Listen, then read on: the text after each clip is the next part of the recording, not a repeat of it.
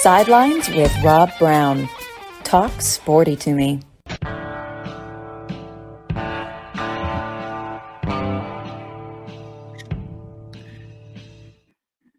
All right, Rob Browne here with you on this day after Thanksgiving, Black Friday. A lot of people going out shopping today. It's going to be really crowded everywhere you go. So, look, perfect time to be listening, watching Sidelines.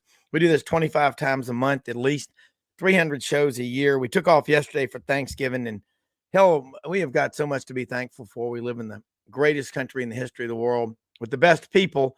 Remember, the preamble to the Constitution says, we the people, not we the government. Don't get worried. Don't let these whatever goes on bother you. We got each other. We got sports, and that's plenty. We're going to cover a whole lot today. Ben Troupe's going to check in with us in just a minute from ESPN Coastal over in Savannah, Georgia. Bo Carter, Dallas, the National Football Foundation, Baseball Writers of America, and Ken Capps will check in as well. Football Writers Association of America. Okay, so we will be covering a bunch of rivalry games, and if you watched last night, Ole Miss and Mississippi State, you knew that would be a full 60, and it was. And I wasn't surprised at all. Mississippi State, Will Rogers, I hope for his sake he comes back next year, but I hope that the new coach runs the air raid or something that he can win in. He had 3 great years at Mississippi State, and then he comes back for his 4th year. And, Zach Arnett, who'd been there with him for 3 years, decides, we're going to run a completely different offense. And I called it coaching malpractice, but that's really what it is. If you've got players and personnel suited to run a certain offense, run it. Why do you need to go out and try to be different? And what a lot of coaches do is they say, look, I'm going to have my own identity. Well, if the identity was successful and it included winning, continue to do that. It doesn't make any sense. And Zach Arnett, it didn't end well for him. I mean, I liked the guy. I thought he was a good defensive coordinator. Not anymore. He's out of a job. I don't know where he'll get picked up by somebody, but he knew how to run a defense with that air raid offense. He knew how to complement it. Okay. So, I mean, that's common sense. Who's Mississippi State going to get? In all likelihood, they really ought to look at Willie Fritz at Tulane. I know Jeff Lebby will be a name mentioned. Jeff Lebby was at Ole Miss for a couple of years with Lane Kiffin, and then took the job as offensive coordinator at Oklahoma when Brent Venables got the job after leaving Clemson. He'd been there 10 years, won a couple of national championships, played in 4 national championship games. He's got to rebuild Oklahoma. Oklahoma's roster is going to have to be rebuilt. I guarantee you that. It's going to have to be rebuilt because defensively, they can't stop anybody in the Big 12. They're going to have a real hard time when they get into the SEC. I think that Texas looks a lot more like, between the two, Oklahoma and Texas. I think Texas they're built along the line of scrimmage a lot more like an SEC team, much more than Oklahoma is. But Oklahoma won that game 31-27 in the Red River Shootout. So, everybody, when they come into a new league, there's going to be a learning curve. But I think Texas and Oklahoma have money. They have a ton of tradition.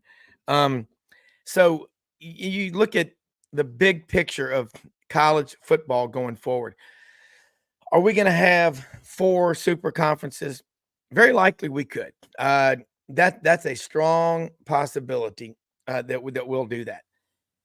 Is that good for college football? Hell, I don't know.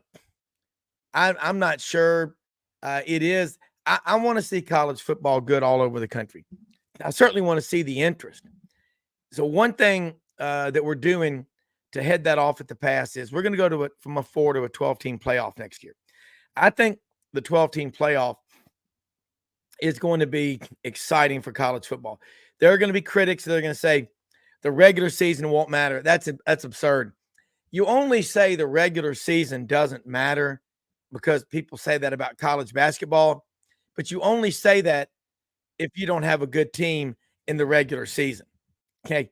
When you have a good football team or a good basketball team, you're watching every game and you're not going to get to postseason play unless you have a good regular season. And then that affects seeding and all that. The standard in college football, we love to see the teams go undefeated. We've got a bunch of them right now. Washington is undefeated. Michigan, Ohio State. Now, they'll play each other tomorrow. But we love to see a high standard in college football, and you've got it in basketball. Trust me, North Carolina, Kentucky, Indiana, Duke, Louisville, Gonzaga, Kansas. Look at their regular seasons. They're typically winning, close to 30 games. Don't. That's a cheap shot at going to a 12-team playoff. It's going to mean I think the SEC is going to have more teams, but the Big Ten, because they have so much power in the media, and probably 75% of the television sets in America are in Big Ten country. Okay. So that's something to absolutely think about. I mean, how many TV sets are there in Big Ten country? There's a lot. There's a lot of guys that look like Archie Bunker that sit there in their favorite chair with white socks, drinking Old Style or Ham's beer, that don't get out much, that think that Woody Hayes and Bo Schembechler are still coaching. Okay. That's your Big Ten market. The SEC fans, we've got an incredible footprint, but that Big Ten footprint, if you talk to the media people and the people that count numbers, it's pretty darn good. Look, happy Thanksgiving, happy Black Friday to Ken Capps from out in Austin. I've been listening to my Bob Wills CD. I love that. Excellent. That is outstanding. And that's growing up, sitting out in the backyard by the pool, listening to the cicadas and the locusts and making my dad scotch and waters and having a road soda with him, listening to Hank Williams and Willie and Waylon. I love real country music. Who wrote the song? George Strait, Murder on Music Row?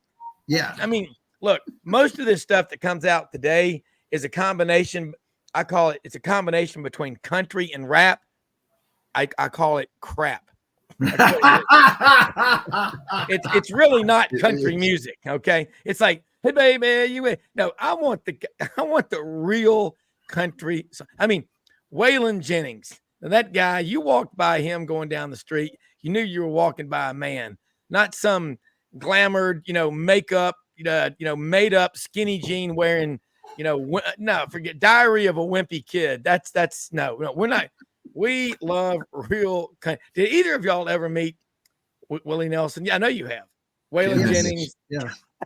I mean, how cool was that? Did you not wash your hand for 3 or 4 days? Well, I'll tell you what, Rob, if we keep talking about this, and if we can get you down to Austin, I'm still taking you to Cisco's for breakfast to get those migas. But then that evening we'll have to go to the Broken Spoke, which is the one of the oldest honky tonks in all of Texas. And it was just named a historic spot. So now they can't tear it down. And if you want to hear some real hardcore country music that you're talking about, that's where you go hear it, is the Broken Spoke. The Broken Spoke in Austin, Texas. Correct. Yeah. My daughter was just out there for a week. Just got back last Thursday, and they love Austin. And I mean, my boys, where are you, Dad? I'm in Austin at the music festival. I mean, it's keep Austin weird. I love it. And you remember Willie Nelson used to wear a suit. He looked like a televangelist up there, when he was in Nashville. And that wasn't his look. I mean, I tell you who he looked like. Howard, and kind of like Howard Sprague from the old Andy Griffith show. But he had his short hair too. Yeah. No pigtails. Yeah. My dad became a fan. We all became big fans in 1976. Right. When we were over at Heber Springs at Eden Isle with Ralph and Dixie Carlson for the bicentennial 4th of July. Greatest fireworks display I've ever seen. And they got us hooked on Waylon and Willie. And I mean, it's just, if you like country and you tell me you like country, you better include those guys in there. And I tell you, another one that without question, I know this is a sports show, but I got to say this. Hey, the gentle giant, Don Williams. Oh, yeah. Oh, God. I mean, I can listen to him. He goes, when I was a boy, I would go to bed and, his father would come in there and read him a story. Oh, my God. That was some of the greatest stuff ever. Look, Thanksgiving, man, I'll tell you, I'm trying to unwind from a food coma. It was hard to sleep last night. I felt like I was a woman 10 months pregnant about to deliver. I was like, God, we had so much good food and more good food on top of that. And Audrey's niece, Rebecca, made sourdough, 4 loaves of homemade sourdough bread. And I found the new thing, all the juice that the turkey cooks in for like hours. You take that sourdough bread, cut it in half, and just sop it in there. And, man. Well, we were lucky, Bo, and I'll save you a piece for whenever you get down here south of the border and come on down to the Metroplex again. Absolutely. But my 89-year-old mother made 4 of her famous Texas pecan pies. Oh boy. Pecan pie, and those pecans come out of the backyard. God. In the pecan tree in her backyard. I love it. And so we were eating that yesterday, and man, I tell you, it was a great day. It was a fun day. It was fun, having everybody over and then watching the Cowboys, and of course, today is, Dolly Parton. God, did she kick butt? Holy shnikes! Cheerleader tryouts. Wow. 76. I mean, my screen cracked on my phone. People going, "Are you serious?" As John McEnroe often says, "You can't be serious." She just kicked so much butt. And it was so good. And then to have all the Dallas Cowboy cheerleaders come out there with her and dance. I mean, that's the best halftime show on a Thanksgiving day ever. Yeah, you're right. Ever. Yeah. I'm not sure what that guy was trying to do in the Packers Detroit Lions game. I don't understand that either. I didn't. I could fart in a bucket and sound better than that. I mean, and then for the game, the 49ers and the Seahawks last night, they had some DJ on as their halftime show, and we're just playing this loud music at the stadium. It's like, man, I mean, you got to give Jerry Jones and Charlotte Anderson, his daughter, the credit on that, because they really pumped it up. And and Dolly has been here for a couple of days in Dallas, and it's been just been having a great time. And so literally people, when it was everybody crowded around the TV set. And after she finished, the whole room started clapping and whooping and hollering like they were at a concert. Yeah. It really was amazing. And she was in Knoxville last weekend for the Tennessee-Georgia game. Oh, that's right. Peyton Manning. And Peyton Manning's arm, yes. Yeah. And you look in the background, I'm in my brother-in-law, Kurt Ham, 26-year United States Marine Corps veteran, 81 to 07. And I'm in his man cave, and you can see his Marine Corps memorial picture and his medals and everything in the background, and his giant Tennessee flag, Tennessee rug, Tennessee helmets. It's just a volunteer. What did he do? Touchdown, Tennessee. Give him 6. I'm in his big orange man cave.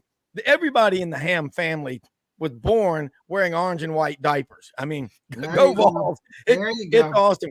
But there's a picture of Kurt up in here, though, that 60 hours after Fallujah of fighting nonstop with his hands, his elbows on his knees. And boy, I'm telling you what, Thanksgiving, that I get chills looking at that picture. He is as good a guy as you will ever meet in your life. The whole Ham clan is, including Audrey, or AKA Mildred. Wow. That kin cap's out there in his head, Paul. He used to make me holler. I tell you, Mildred is she's got to be 109 now. So I'll tell you this. I did have a client one time lived to 107.5. Sounds like an FM station. FM 107.5 rock and roll. But she stopped driving at 102. She was one of the coolest ladies in the world. And she would buy bonds and say, make sure you call the boys and let I know I'm going to put them in the account. The boys were 83-year-old twins and a 76-year-old. I'm like, there you go. Sure, I'll call the boys. The youngsters. Yeah, absolutely. Guys, this may be Black Friday. Yeah. For a lot of people, but you know what? We're calling it here in the Metroplex. We're calling it Bye Bye Big 12 Friday. Yeah, let's get rolling. Because today, TCU, the Horned Frogs, will be at Oklahoma at 11 o'clock playing Oklahoma in their last regular season Big 12 game. And then tonight at 6:30, I'm jumping in the car after this and we're driving down to Austin for the game.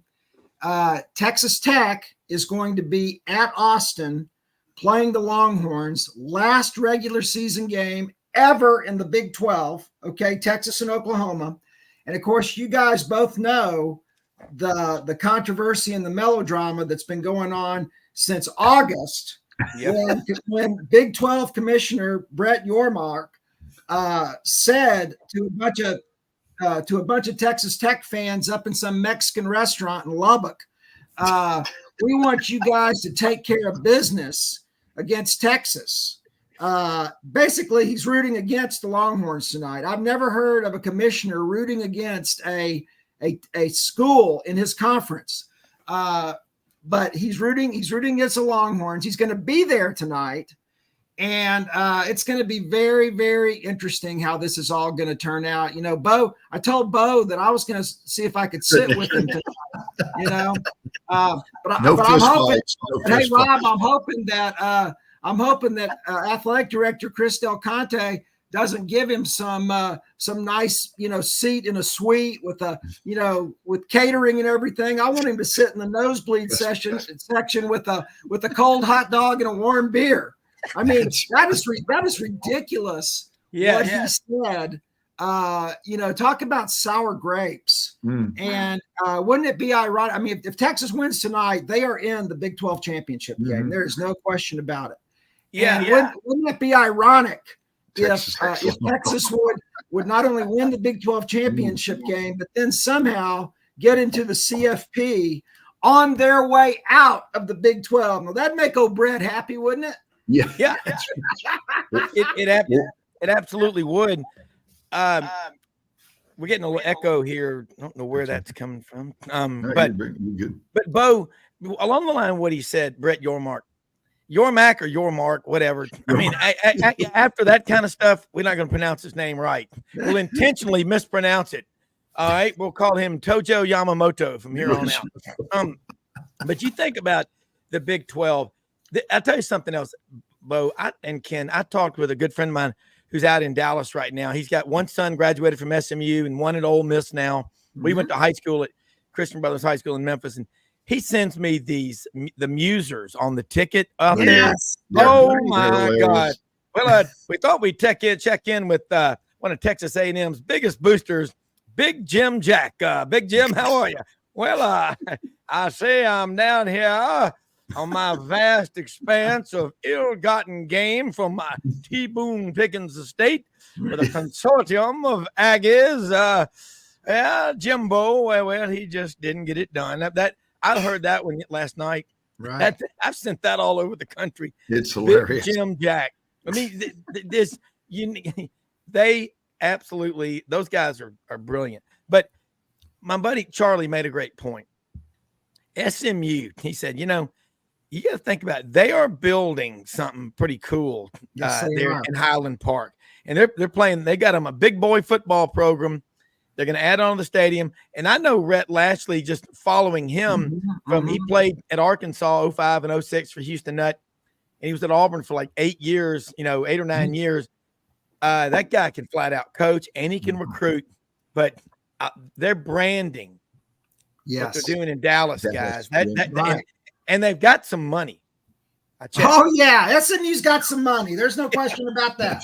Lord, $150 million in 10 days. How's that for unbelievable? I can't believe it took them that long. I know. And well, they didn't get through to T. Boone Pickens' estate. Yeah. Yeah. Well, No, he's an Oklahoma State Cowboy. Going to the SMU Navy game tomorrow, aren't you, Bo? Well, working stats in the press box. And Rob, they also, remember, they're not going to get the $9 million that they would make for the first, 6 years in the ACC. They made that up in about 24 hours. It's man, they've got money coming out their ears, it seems like. They really tell you, SMU is really great. And, like when you honored us by allowing me and Bo to talk to the president of Memphis. Yeah, Bill Hargrave, Dr. Hargrave is wonderful. And we would love to, we'd love to come out there sometime and talk to him. And, but yeah, I mean, Memphis can do the same thing, just like SMU is doing. And, they have something that they copied from Ole Miss. I wish Yancey was on here because they call it the Boulevard and besides the Grove. And when you go tailgate, you don't tailgate at SMU, you go boulevarding. And I tell you what, it's quite the party down there over there in University Park. Well, it is. And I remember when I was in college, when all that was going on at SMU, and we had a guy that transferred over when they got the penalty and then played at Auburn. And, we were having some road sodas and he was telling us, as were some of the Auburn players on the Auburn team who had taken visits to SMU about what went on. And not one of them said they had a bad time. I'll just leave it at that. They absolutely. And, by the way, academically, that's a really good school. Great business school. They've got a great business school. Yeah, got a great business school. So, I mean, for both of y'all, looking at college football, SMU now is going to be in the ACC starting next year, correct? Yes. How long do they have to wait before they can start sharing in the revenues from the ACC? Because they took a big leap of faith to join without getting money immediately. But I know they've got it, but you still want more of it. Right. Ken, the way I understand that, I was going to say, I think they'll start getting a portion. They have to pay an exit fee from the American Athletic. I believe it $9 million. Ken, is that right? It's not like the Big 12's $90 million, partially paid for by the Longhorn Network. We've talked about. But anyway, but I think they start getting it's some kind of like a 4-year deal where they get a bigger portion every year. But and Rob, that's another one. Ken, you could have an SMU Tulane or SMU UTSA American Athletic Championship next week. So that'd be great. Yeah, Tulane and UTSA are both undefeated. So you had 3 undefeated teams in conference play going into their last week. UTSA and Tulane play today. So if Tulane wins, they host. But and SMU win over Navy, gets them over there. So quite a boy. That would be awesome. Love these conference races going into the last game. It's tremendous. Well, that's why we love college football, right? Right. I mean, we haven't even talked about the Iron Bowl yet. I mean, come on. No, we get moving right along. Nothing to see here. No, we're going to in a second. But what I love, and Ben Troupe's supposed to be on with us. There's a wreck out on I-16 right outside. He lives in Savannah or in the outerplex of Savannah. Outerplex. As he says, I'm just an old country boy from Swainsboro, Georgia, but he said that the police have not gotten there yet, and the traffic is just absolutely. And I can imagine I-16 in and around Savannah today is a cluster buck of just mess. But he'll try to join with us. But I want to say that go back to what y'all are talking about in Texas. It's such a big deal to have Texas and OU coming into the league. I'm not at the Cherry Farm today, so I don't have my set in the background. But already the biggest thing on that set that my friend Barnwood Brenda in Batesville, again, say it 6 times when you're liquored up fast. It's that big orange Texas. And it's, I mean, they're coming in when we get to Dallas next year for media days. It's going to be a huge sign that says Texas welcomes in small print in the corner of the SEC. Is it going to be that crazy, guys? It is. It really is. And, Ken's going to be at the Omni Hotel instead of AT&T, which I guess they're trying not to, copy the Big 12 or piggyback or whatever. So it'll be, I guess they'll have enough room. Place. It is. They got a giant nice place, just like the hotel was at SEC Media Days this year, right, Rob? Yep. I loved in Nashville. And there we are all paying to live and stay in these expensive hotels. And here I see my man, Ward Cleaver, walking in. Hey, and he was smarter. He stayed at the Holiday Inn Express or whatever it was next door for a fraction. Across the street. Yeah, La Quinta, as they call it. Yeah. Literally across the street. Here comes. I mean, it was like I'm feeling good. 75 feet, and $300 cheaper a night. So by me. Yeah, I mean, and Ken is that. I thought having it in Nashville though was absolutely awesome. I got up to run in the morning before doing the show, and all the streets were blocked off. And I'd be running. All of a sudden, there'd be a street that wasn't, and I'd be like, "Whoa, watch out! Here comes traffic!" Everybody right there on Broadway. I thought that was cool. But now the area where we're going to be in Dallas at the Omni, is there a lot of walking around area? I've been to Dallas several times. Smack downtown. Right by you're a block away from the Kennedy Memorial or whatever too. So it's really a lot of history there. Yeah, it is. And one thing too, looking where we are in college football right now, the interest in the game. Ken, you got several salient points you want to make, and Bo, you do too. So let's go with those, because I'm all over the place today because it's a free for all Black Friday. I'm serious. I am like a snake that just ate a dog. And, oh God! I'm telling you, man. I need another cup of coffee on that one. Yeah, Lord have mercy. I'm telling you, man. We have, and now today we're making gobblers, which is you take.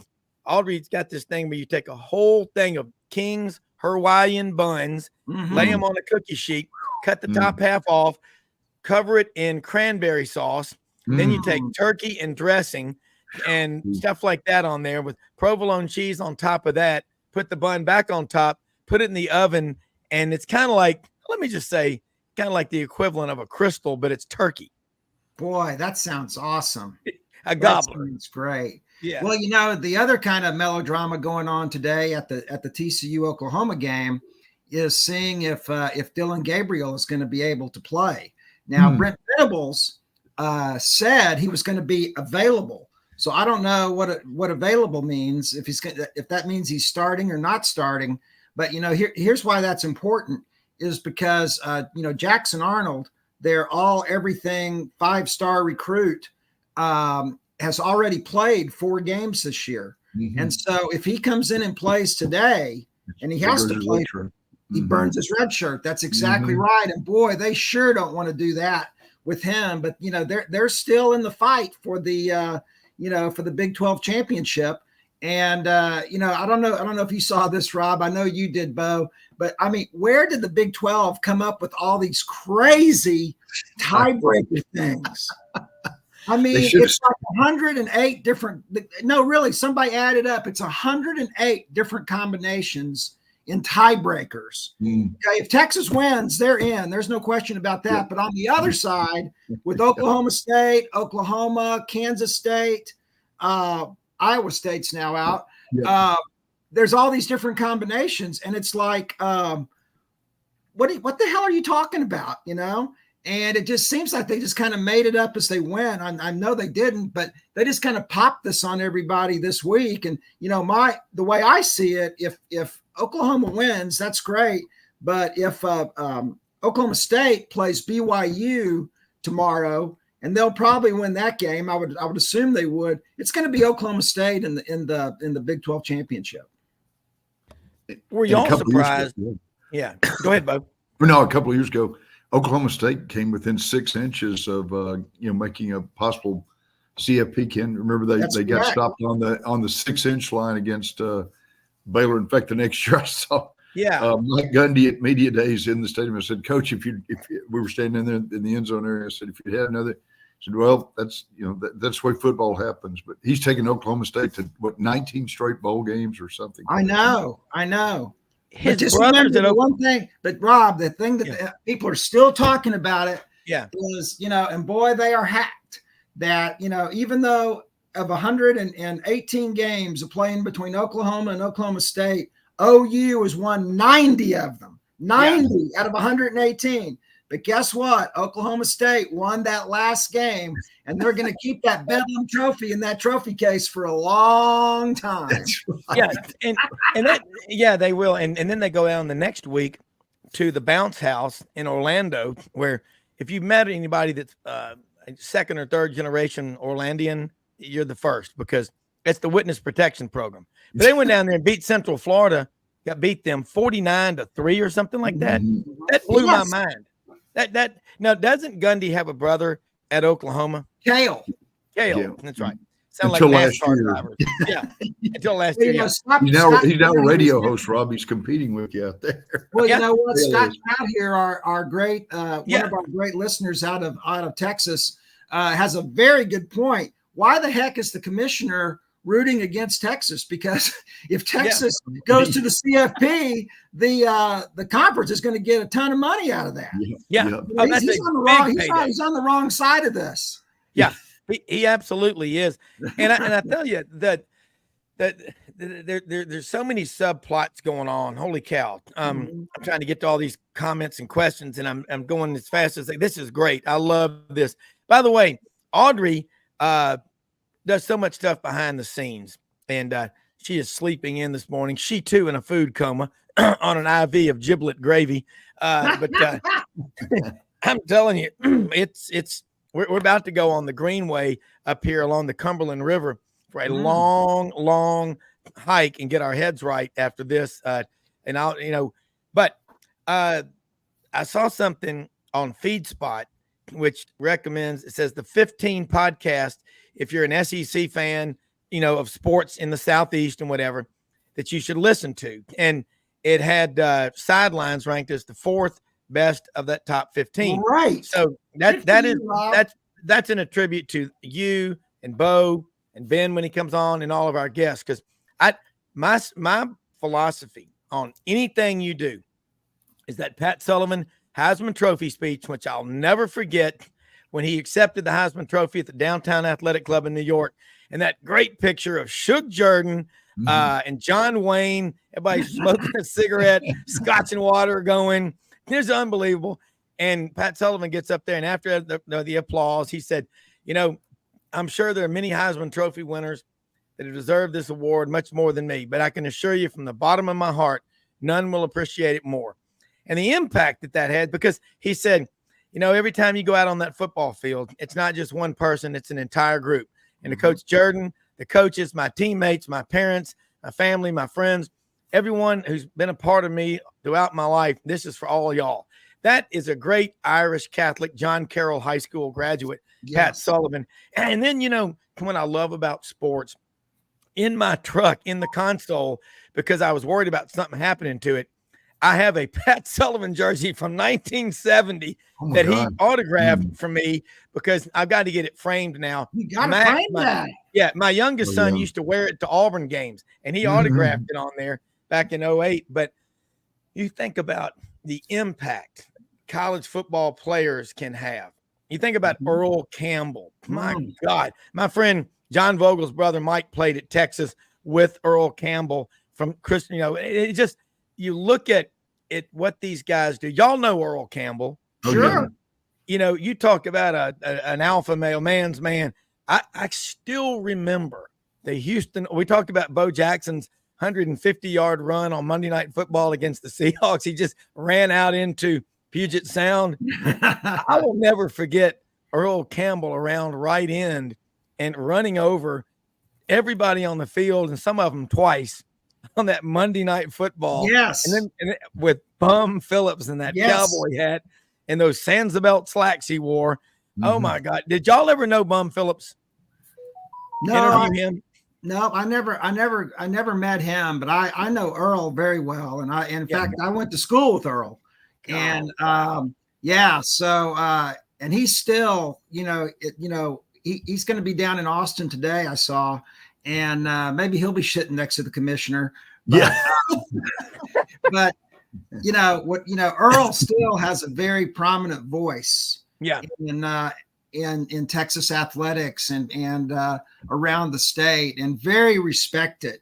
And, and of course, what I get to vote on this, and I get to go to the banquet every year, which I love, is, they have the Earl Campbell Tyler Rose Award. Mm-hmm. Here's the cool thing about that award. And this is what I love so much about it. You can play eligibility for the award.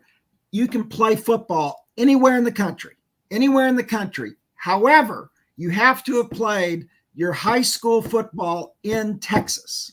And they just had, and on Wednesday, Cindy Smoke, the lady who runs it out in Tyler, sent out the semifinalist lists.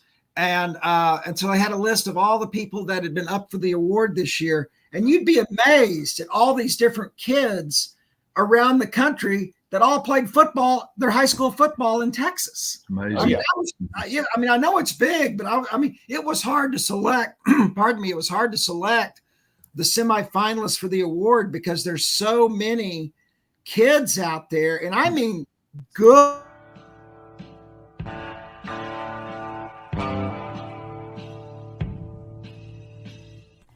Red River Ford and Toyota, located in Wynne, Arkansas. If you're in the market for a new or used car, truck, or SUV, call, go online, or drop by and see them.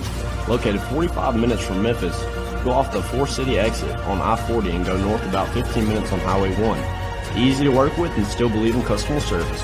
If you live out of town, they will deliver your vehicle to you. RedRiverFordToyota.com. Just see what they can do.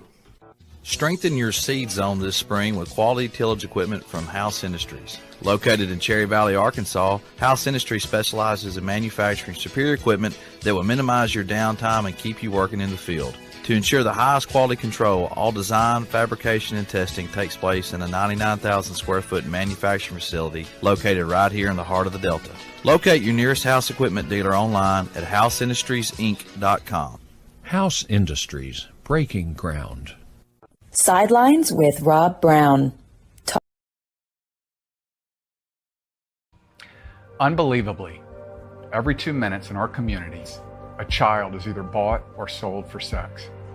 I am R.A. Dickey, board member for the Nashville Anti-Human Trafficking Coalition.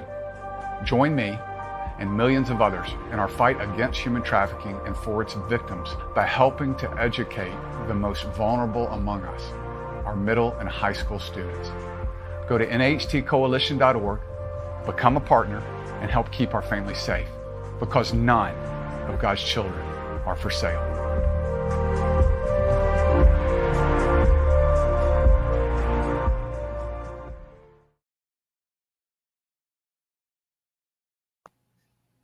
Accidentally, I was getting ready to say we're about to have to go to a break, and you were making some great points about that Earl Campbell Award. So don't tread on me. I've got the coffee. You got to take care of your sponsors, man. That's right. You got to sell. Hey, wait, let me say something real quick too, man. It is Black Friday. A lot of people are going to be out and about. In the financial world, if the stock market goes down 30 or 40%, or your stock does, people don't take our phone calls. You lower prices 30 or 40%.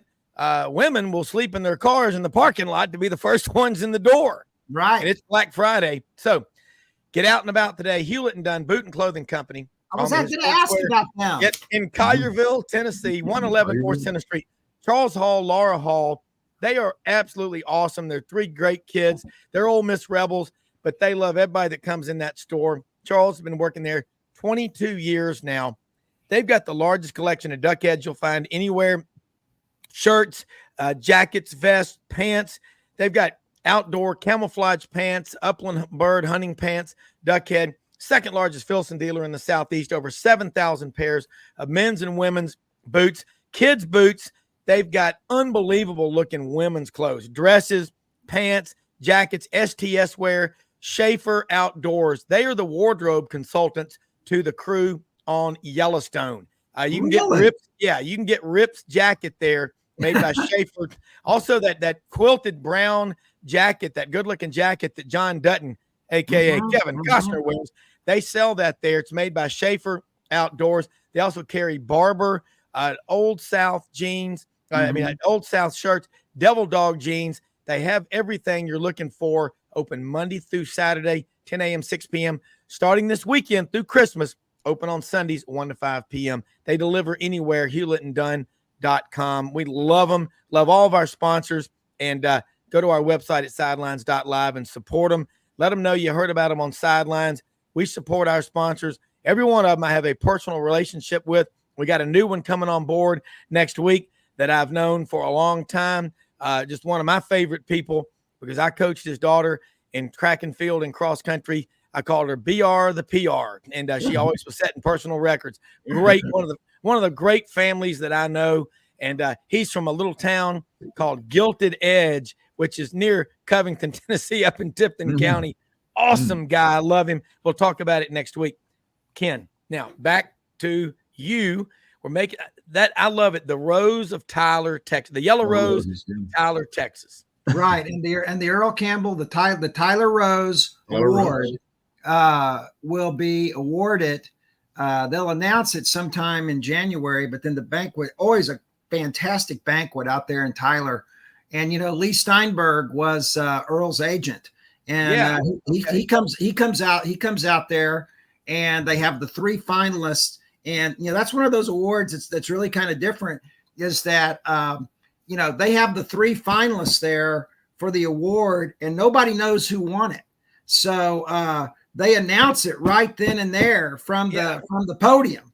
So it's not like a lot of these places, where you already know who won. Yeah. And so it can be kind of awkward, like Max Duggan won it last year for TCU. Yes. And which rightly so. And but yeah, just going back to what I said, I just when they sent me the ballot, when Cindy sent me the ballot last week, and I was looking at it, I was like, "Are you kidding me?" I mean, I know most of these players that. Well, of course, I know all the college football players, but I didn't know that some of them had played their ball in Texas. Yeah. And I tell you, that's going to be a whole nother can of worms to open up when the season starts next year. Is how is recruiting going to work now? With Texas and Oklahoma coming into the SEC, are there, that Nick Saban recruits Texas. That's where Jalen Milroe is from. Yeah. So it's going to be very interesting to see how that's all going to work out, and if Texas is going to get and Oklahoma are going to get more kids out of SEC country, or if the SEC country is going to get more kids out of Texas. Yeah. So I'll be really interested to see how that works out. Well, this is the thing. Who are some of the recent recipients other than Max Duggan? I think it was from Ocelot, Iowa, some little town up there. Yeah.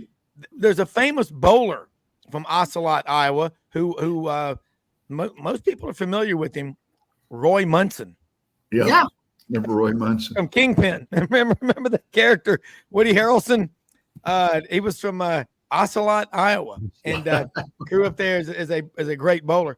Who are some of the other recent recipients of the Earl Campbell Award? I think that's a fantastic award. Yeah. Well, you've got. I'm looking it up here to make sure I get it right, but Baker Mayfield won several years ago because he was the. He played his high school football at Lake Travis in Austin. Yep. And he grew up. I mean, literally, he grew up. 15 miles from the UT campus, and wasn't recruited by Texas. And as you remember, he went to Tech, and kind of had a falling out there with Kingsbury, and then he ends up at Oklahoma, wins a Heisman, and still is still going strong. And Dobbins from Ohio State won. J.K. Dobbins. God, yeah. He played his football. He played his football in Seguin, Texas, which is between Austin and San Antonio. Mm-hmm. And again, you look at all these kids, and you're just like, wow, you didn't know they all played here in Texas. But I don't know how many schools. We should know this, Bo. You probably know it. How many high schools. How many high school football teams there are in Texas? Because, in 2 weeks, every single state championship game is going to be played out at Jerry World. Yeah, exactly.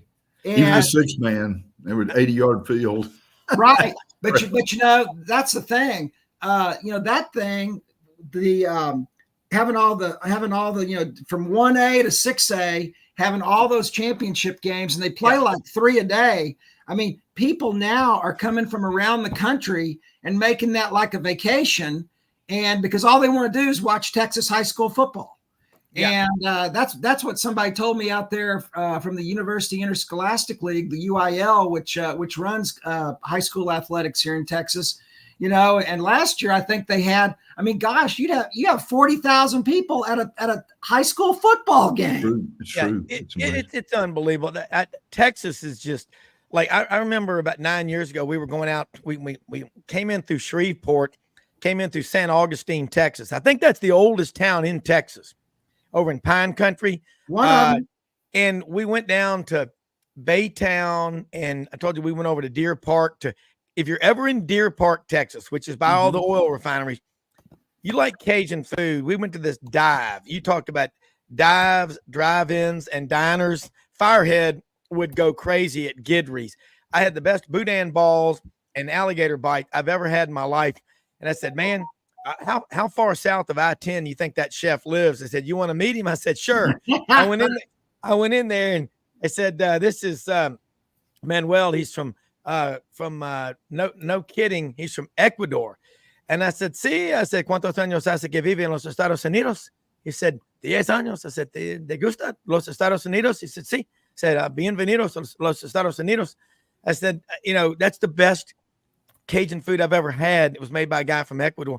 But I'm thinking about it. We went out to Pearland. We went out to Beach City. Trinity Bay there. Oh my God. More bull sharks per capita you've ever seen in your life in that water. They're everywhere. But I think about Texas, right when we crossed in Beaumont, Port Arthur, there's a stadium along I-10. It's a high school stadium, and it's 25,000, 30,000 seats. It's unreal. You know what? That show, True South, you know, with John T. Edge and Wright Thompson, that's one of my favorite shows. You know what it is? It's a modern day version of Charles Kuralt. It is. You know, and I think Dave Cody told me that when he was in Austin, didn't Charles Kuralt work in TV? Wasn't he was he a North Carolina or Texas grad? But he knew the state of Texas well. Well, it was Dan Rather who went to Texas. Dan Rather, yeah. Sam Houston, yeah. And Dave said Bill Plant used to be there a lot too. Right. There's so many. I mean, Austin, I've been out there a few times, and God, it's an amazing place. It is.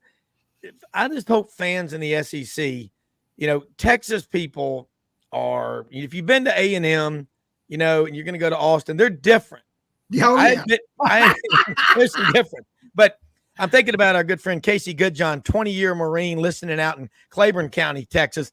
He's probably in a deer stand right now, but he's got a daughter at A&M, but it is going to be nuts. And when I've driven all the way from Memphis down to Mexico, and when you get on that coast, Aransas Pass, where the whooping cranes are, and you go but we went between Robstown and Brownsville. I think, well, my name's Rob Browne, and that's about an 87-mile stretch. And there was one place to get something to eat. Yeah. And we got down there on the border, and this is back, you know, a few years ago. So where are we going to stay? My dad said, boy, let's try this one. I'm like, what is he? Motel 6. I'll never forget this.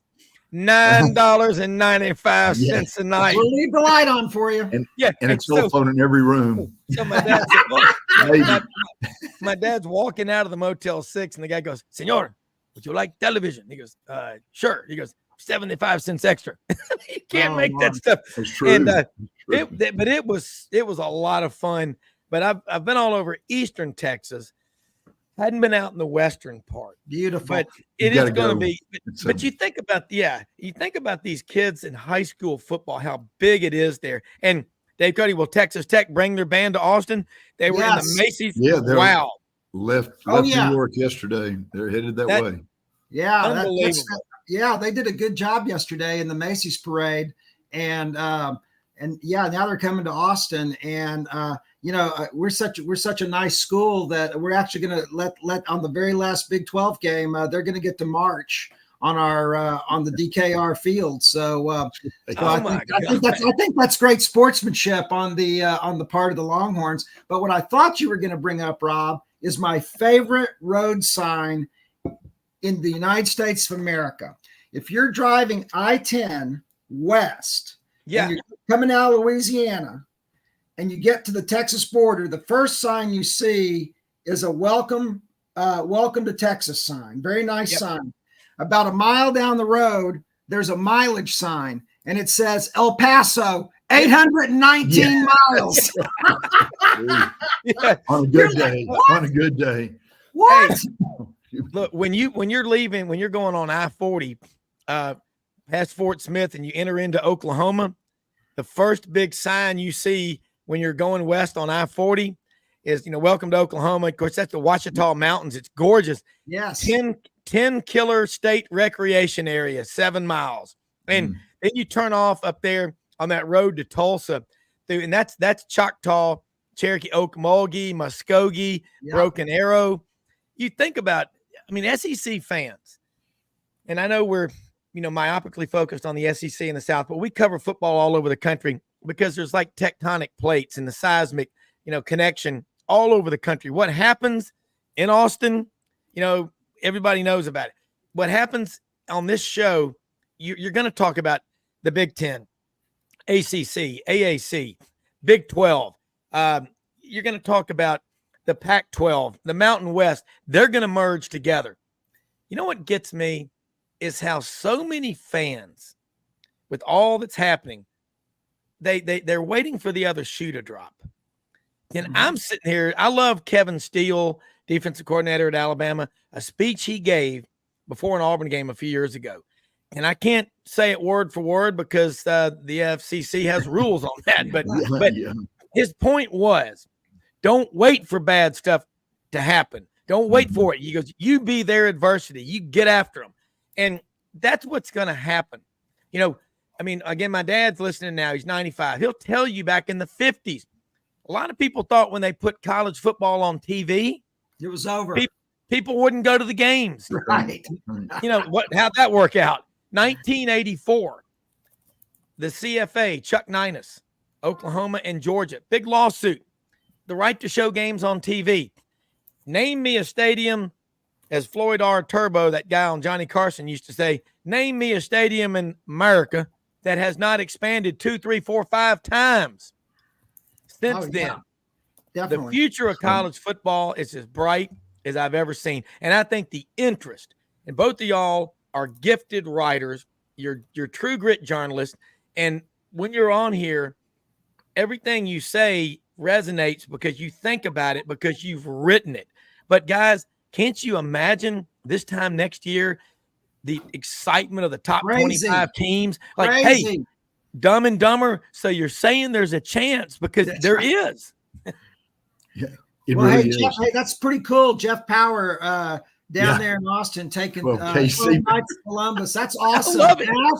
That's they'll be great, geared up pretty well.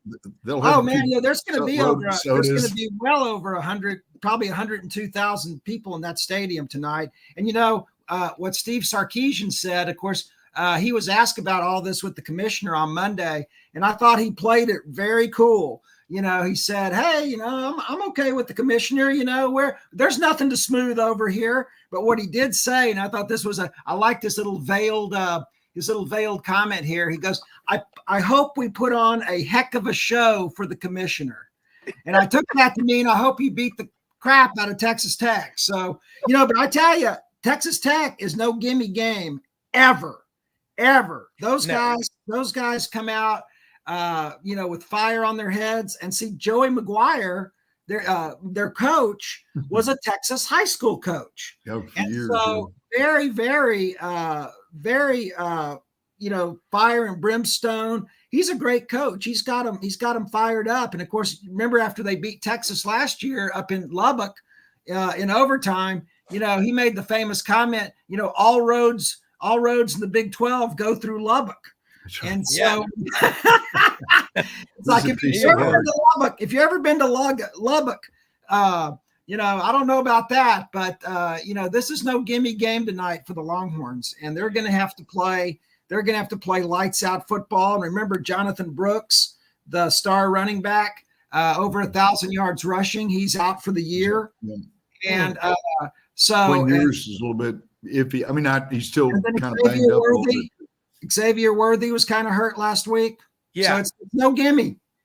Hey, look, real quick before we take a break, I mean, this is some great stuff, and I appreciate. I absolutely love.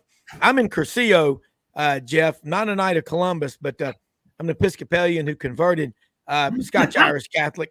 It's like being in the Navy. When you're an Episcopalian, it's like being in the Navy. You become a Catholic, it's like being a Navy SEAL. I mean, it's a lot of work, a little bit of guilt involved there too. But the Knights of Columbus, I tell you, we used to have the Mardi Gras parade at St. Louis Catholic Church in Memphis. We still do. When we first started it, and it took off like wildfire. So one of the guys talked to a Knights of Columbus chapter, and the guy's name was Elmo, I remember, and he's pretty old. And he said, we'd love y'all to march in the front of the parade, you know, full regalia, the hat, the cape, the sword, and everything. And the guy said, well, you know, he goes, look, it's free beer and free weed. We're in. I mean, it was awesome. And those guys, they do so much unbelievably good work. We know what the Knights of Columbus. No question. And when they went in the cafeteria before and after, so many people went up and were hugging them, and you know what they do. They're an incredible organization. And, you know, when we say that most often we see the face of Christ in the least among us, they can find those people. They just have a way of connecting. So, Jeff Power, I don't know you, but I'd love to meet you and shake your hand. Good guy. Yeah, awesome.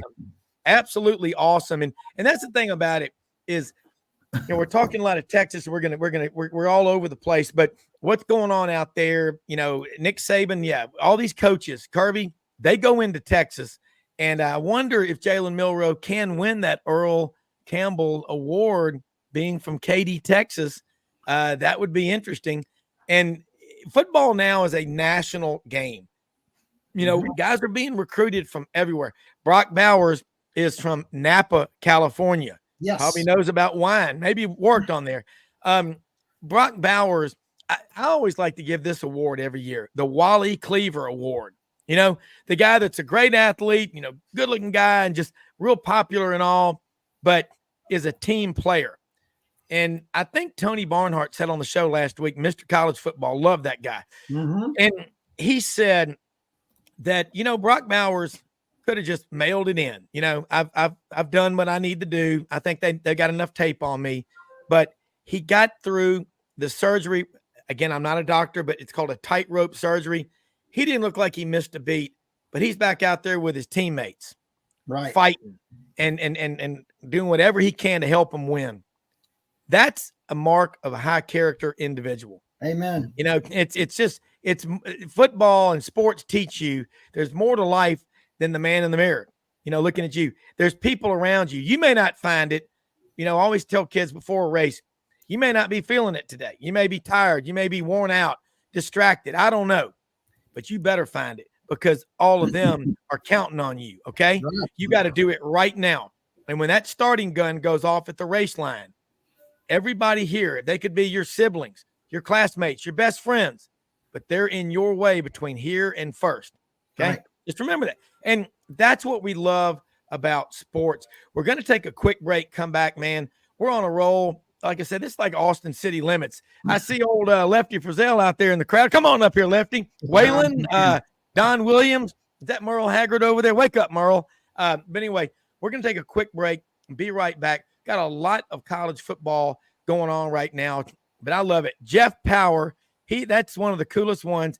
Now JPTV, that's not Jefferson Pilot anymore. Tell me what JPTV, Jeff Power TV production. Jeff Power, yeah, he has his own production company down in Austin. Wow.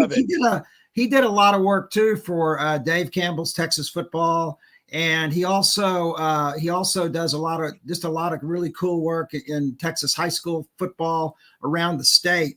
And so he's a good listener and again a good guy. I've spent some time with him, and he's got a great family and Knights of Columbus. I mean, he's got all going on. So hey, maybe I'll see you down there tonight, Jeff. Hopefully. Yeah.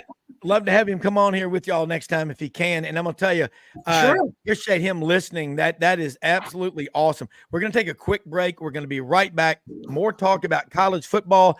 Bo Carter said the cable man's coming by. Yeah. I'll be there. Twixt 9 and 1. Twixt. That's a word in the South, folks. Yeah. Twixt. And Yonder is too. We'll be right back for HR-2. Thank you.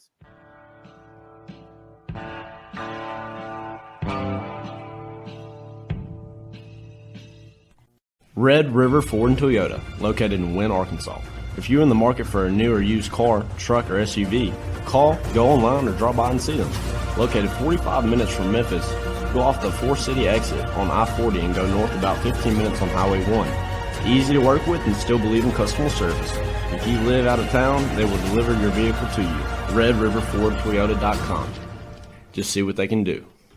Strengthen your seed zone this spring with quality tillage equipment from House Industries. Located in Cherry Valley, Arkansas, House Industries specializes in manufacturing superior equipment that will minimize your downtime and keep you working in the field. To ensure the highest quality control, all design, fabrication, and testing takes place in a 99,000 square foot manufacturing facility located right here in the heart of the Delta. Locate your nearest House equipment dealer online at houseindustriesinc.com. House Industries, breaking ground.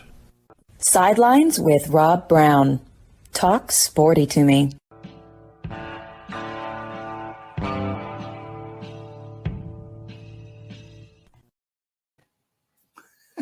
Rob Browne back here with you. Man, what a day. Jeff Power TV production, JPTV. Because I remember the Jefferson Pilot TV game of the week. And that was good stuff, man. Let's try to get back in here. And you're talking about J.K. Dobbins. I mean, he played at Ohio State, was like the first or second, one of the top 12, 15 players in the country. So I remember that quite well. Here's a question. Did Ricky Williams win the Tyler Rose Award? Steinberg, also his agent. Did he? No, he didn't, because Ricky Williams played his high school football in San Diego. But that's right. He was from San Diego. That is right. But I think like with Duggan last year, I think if they play at a Texas college, they're also eligible. Remember, that's right. But I mean, it's most of the kids that played were Texas college kids. But and I think are okay. I mean, I think it has been around since Ricky before Ricky played. Well, and Kyler Murray won the award. Yep. He went to Allen High School, which is here in the Metroplex. It has literally 6,000 kids at their school. They played the Allen High School. Their band got to march in the Rose Bowl parade or somewhere the last couple of years, and a friend of mine kind of coordinate Texas bands that go in the Macy's parade and the Rose Bowl parade. Yeah. I mean, he said they had, I don't know how many planes they had to charter just to get the band on, because the band is 500 people or something like that. Oh yeah. Well, these bands, when I get mad, sometimes I say, get rid of the band, just put a CD in there and sell those 400 seats. No. I'm kidding. I got so mad at the Iron Bowl a couple of years ago. I didn't like the hats they were wearing, but the bands are huge, and they get the crowd so revved up. It's unreal what they do. And, Audrey, when she was in middle school, was a snare drummer, that's that thing to me. And she can always tell where the snare drum is. I'm like, did John Bonham play the snare drum? Mm-hmm. Legendary. I'd like someone to tell me, could John Bonham, I'm sure his son can play the snare drum. But hey, if Texas can just keep the best players from Texas and get them to stay home, they will be okay, as will OU without Texas. OU doesn't have a great frame. That's pretty obvious. I think it's fair to say, too, without the state of Ohio, Michigan. That's struggle. Right. There are not a lot of players in Michigan, and you got Michigan State there as well. So great point on that. Thanks, buddy. Here's a good one. Vern Lundquist worked KTBC TV Austin before WFAA Dallas. And we had Vern on the show last year. That was so awesome. He's hilarious. He lives in Austin now.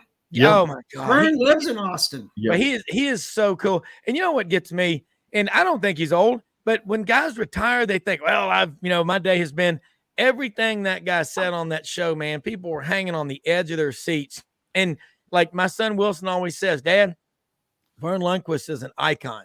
He goes, growing up, you and Hallie and Max and Grandbob, my dad and me, either were at Auburn or at home watching the games. Vern Lundquist and Gary Danielson doing it, and I get so tired of all these people that just nitpick. Did you hear what Gary Danielson said? Did you hear what? Who cares? That's right. I mean, my God, what if somebody had a microphone on you and studied every single word you said? Please don't. Please don't. By the way, Ken, I'm going to use the telestrator here. Who again is that big guy? Is that Bevo stuffed in the background? What is that? That's right. That's right. No. That's people ask me that all the time. They go, is that like a former Bevo or something like that? But no, I mean, I think I'd get, lightning would strike me dead if that was Bevo. But no, like a steak restaurant here in Dallas went out of business several years ago. And I went in there and they had, closing and everything. And they had all these steer heads. There's a good picture of him. Yes. All these steer heads on the wall. So I just walked up to the manager of the steakhouse and said, hey, are you guys going to keep these things, sell them? He goes, I'll sell them. How much you want for it? And the guy gave me a good deal. And that's, if you can get this thing out of a restaurant. Yeah. And with those horns. That camera up on it. Put the camera up on. I want to see those horns again. That's there good. You go. It looks like a long. I absolutely love. Hey, here's a question I have. When I'm out on my bike rides in Shelby and Fayette County, there's one herd of about 100 Texas Longhorn cattle out off of Raleigh LaGrange and maybe it's Collierville Arlington Road in Shelby County. They're not used for beef, are they? Are they just a decorative cattle? I mean, what do they do with them? They make a good rug, I'm sure. When they're posthumously, but is it fair to say that? Well, Longhorns, they're the oldest breed of cattle in the Southwest, and very sturdy. Can live out there in the desert in West Texas and through the hot temperatures, cold temperatures, and that's why the Longhorn UT named themselves the Longhorns, because they wanted that kind of symbol. Mm-hmm. And but I guess you could eat Longhorns. I know who ate the first Longhorn, and that'd be the Texas A&M Aggies. That was back in like 1912, 1913. Barbecued him. That's right. So I guess you can eat them. I tell you what, it's funny you should say that, Rob, because there's a lot of people here in Texas that will, if they have a ranch or a little bit of land outside of a town, they will get LaGrange High School. There you go. Yeah. LaGrange. ZZ Top made that out on LaGrange. That's right. Great song. He said, but a lot of people will get 2 or 3 Longhorns and just have them as a decoration in their yard. I'm talking about live Longhorns. It's not posthumous Longhorns. No. We like living Longhorns. And I tell you something that is really cool. And Maury Gaston I wish he would type in some of these comments because it is a cool story. How did the Iron Bowl get its nickname? And I always remember the story, but it was in 1964. Auburn was preseason #1 in Sports Illustrated. That never really helps. They had quarterback, I remember Jimmy Seidel from Birmingham. Tucker Fredrickson was gone, or was he back that year? Yeah, Tucker Fredrickson, the running back from Hollywood, Florida, ended up being the #1 pick in the draft from Hollywood, Florida. Side story, his father was a veterinarian, and one of his clients was an heiress to the Quaker oil estate who lived off of Merritt Island, Florida. And the woman had 150 dogs and cats. I'm serious, like 150. And she passed away in May of 1984. And in her will, a substantial gift was set up for Auburn University. And in 1984, when she died, they broke into the Board of Trustees meeting and said Musketeer was her last dog, has left this world and is in the great doghouse in the sky. And so anyway, Hollywood, Florida. Now, Tucker Fredrickson's teammate. If you ever saw the movie Brian's Song with James Caan, Brian Piccolo. Remember Brian Piccolo said, yes. He goes, well, I went to Wake Forest. My teammate Tucker Fredrickson went to Auburn, kind of like Coach Dye, Kia of Auburn. But a lot of side stories. So in 1964, Jimmy Seidel broke his leg, and Auburn ended up 6-4. Now they weren't going to a bowl, and so Shug Jordan said when they were heading to Birmingham, he said, "Well, didn't have the year we hoped. Not going to a bowl. We're going to Birmingham. We're going to win the Iron Bowl. Because of the steel industry." And that's who coined that phrase, and it has stuck ever since. You know, Maury Gaston, American Cast Iron Pipe Company there in Birmingham, been with them like 42 years. If you like clean drinking water, thank you, the folks at ASIPCO. And Murray's from a small town, the marble capital of the world. It's in Alabama. Jim Neighbors is from, you got it. I was going to say, you could have won a steamer pack of crystals. I was going to give you that, but you don't get it now. But by the way, here in Clarksville, they have both White Castle and Crystal. That'd be a hell of a duel to hit the two of them back to back, and then the third day you'll be dilated about 9 centimeters at 6 a.m. But let me say this: lots of college football stuff. This is absolutely awesome. And what's going on out in Texas? It's going to be so much fun having. Look at here, Dave. Motel 6 now $60 a night. But that's still a good deal. It's still a good deal, by the way. More on, I've stayed in Motel 6s. When you're going to road trips for college football games or whatever, you stay in some pretty strange places. Yes, you sometimes. do. You know what? As long as the door will close, who really cares? What do you got there, Bo? I can't quite see it. Bo's muted. We've lost you, Bo. Okay. Bo hit the mute button. Unmute yourself. The satellite guys here will be right back. Okay. Hold that thought. All right. Bo's got to get his satellite working up there in Oklahoma. Yeah, it's the state flower. The satellite dish is the state flower of West Virginia. I might add. And Motel 6 national headquarters about 2 miles from us, Ken, in Plano on Midway Road. Oh, is that right? I'm going to go over and try to get a $50 rate over there one night. I'll bring you back in as soon as you're ready. Bo, I know you've got the AARP rate, and you probably got the super duper ARP rate for your age.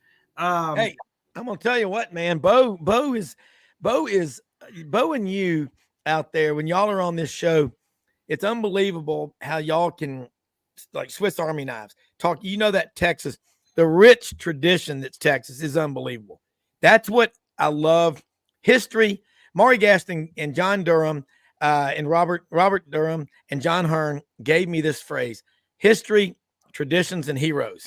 It's something they do with Sigma Nu fraternity, but it's the same thing with what we do with college. And you think about, all the stuff that is happening in college athletics. The fans own college football. Look at the crowds. Look at the reaction. Look what people do when they get out on these road trips. It's absolutely just unreal. Tonight in Austin, the last regular season game being and it's essentially the Southwest Conference, just in a different version. They're now leaving that to go to the SEC. Yep. And then you're going to start having these SEC fans making the road trip to Austin. That is what's going to be just nuts. And it's going to be the Texas fans and the OU fans making the road trips to the SEC. Yeah. I mean, that's going to be really cool. And because, the tailgating out here is pretty, it's pretty serious. But I mean, gosh, compared to the SEC, I mean, that's the Hall of Fame of tailgating out there. And I can't wait to see all these different schools and their tailgates. And, Yancey's already said he's going to take me to the Grove when I come out there for the Texas. Oh yeah, he will. And I've never been out there, so I'd love to see it. And, but yeah, I think it's going to be very interesting. The cultural exchange that's going to go on between Texas and Oklahoma and the SEC fans.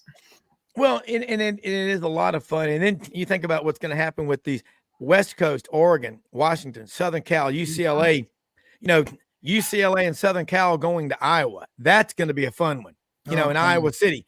You know what? Iowa and Iowa City, I think they're great college towns. Every college town that I've ever been to, I have a great time. Me too. I don't care, because there's this youthful vigor there wherever you go. Hope springs eternal. Horatio Alger's running around, the underdog. You know who Horatio Alger was. Sure. And it's a lot of what I miss with a lot of these young writers, by the way, is their references to people like Horatio Alger or Wally Pipp.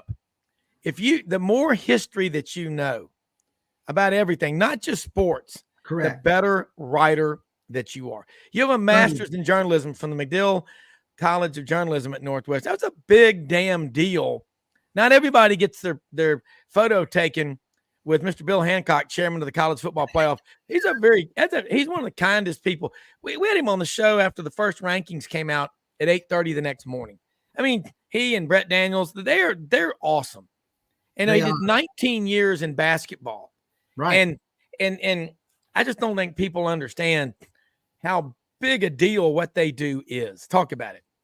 Well, I mean, Bill Hancock is such an amazing man. And, his office, if Bo was here, he'd tell you his office is about 8 miles from our house here in Dallas, out there in Irving.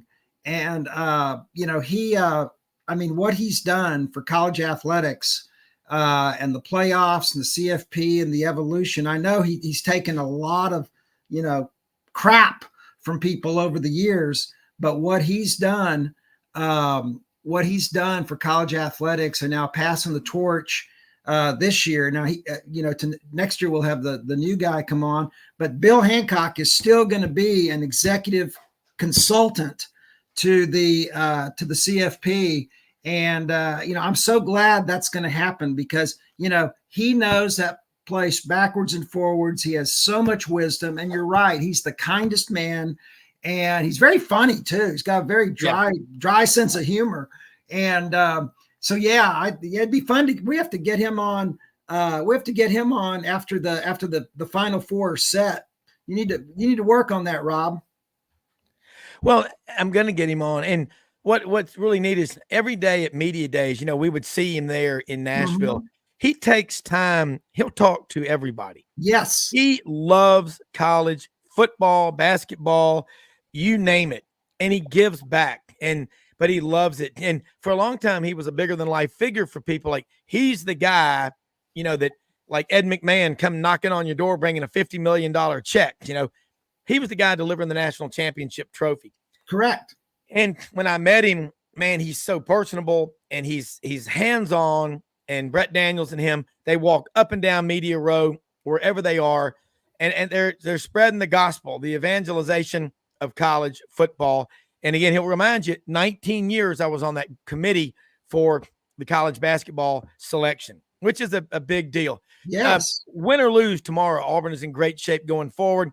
Hundreds of big-time recruits tomorrow at Jordan-Hare Stadium. And I know Auburn fans still trying to flip Cam Coleman, the number 1 recruit in Alabama, 5-star wide receiver committed to A&M. KJ Bolden, 5-star committed to Florida State out of Beaufort, Georgia. Big defensive lineman from Florida. They got 2 5s. They're going to try to flip 3 more. I don't know what's going to happen in that Iron Bowl tomorrow, but Jordan-Hare voodoo, whatever you call it, it's college football. They're going to play the game for a reason. I've never seen a game won or lost before they played it. And Ken, again, great writers think before they speak. Amen. How did your mother and your teachers teach you to learn? My mother used to say, write it down on paper. Why? She goes, just do it. When you take it from here to there. We were talking about that yesterday. Yeah. At the Thanksgiving table. And I was talking to some new folks, some friends that brought some friends. And we were talking, and we were me and this lady got into a really great discussion that, there may be, we don't like GPS. We like real road maps. And, and we don't take notes on our iPad. This is my spiral, that I bought at Target, back in September. I've got that and my pen, and, that's how I take notes and listen. And I mean, it's really just all about listening. And I mean, and there's no excuse. That's what gets me so mad about folks sometimes, is there's no excuse not to be able to look up something with Google, and put that history and perspective in it. I mean, I've been really enjoying this year, going back and saying, okay, this is the 118th time, as an example, that Oklahoma and Oklahoma State are going to play. And that's all at your fingertips, or looking up what the overall record is. I mean, I knew that Oklahoma was way ahead. I didn't know they'd won 90 damn games. Yeah, you're right.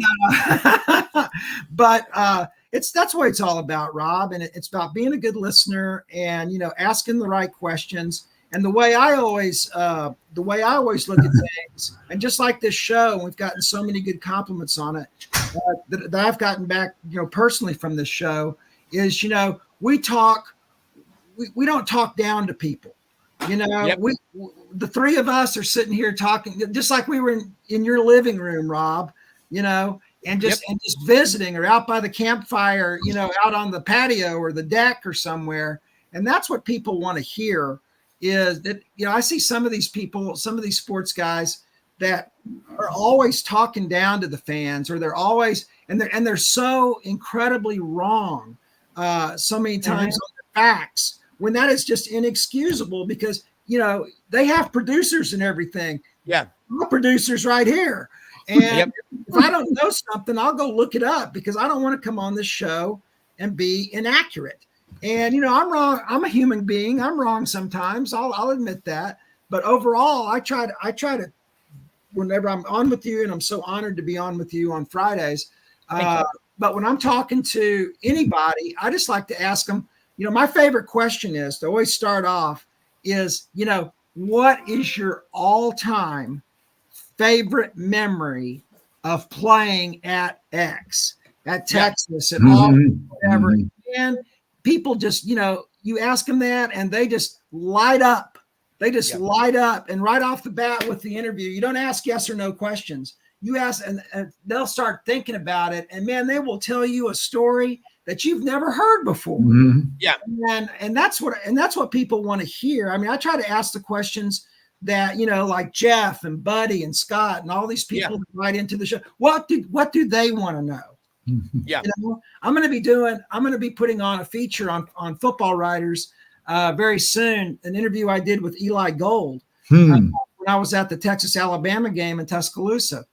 Another amazing guy, but he had really bad cancer, and he missed a few games. I didn't know if he was going to come back. Lost 120 pounds. He's a miracle, really. He was so nice to grant me an interview in the press box there at Brian Denny. And one of the questions I asked him, and I hope I don't choke up when I say this. I said, Eli, did you ever think that you were not coming back?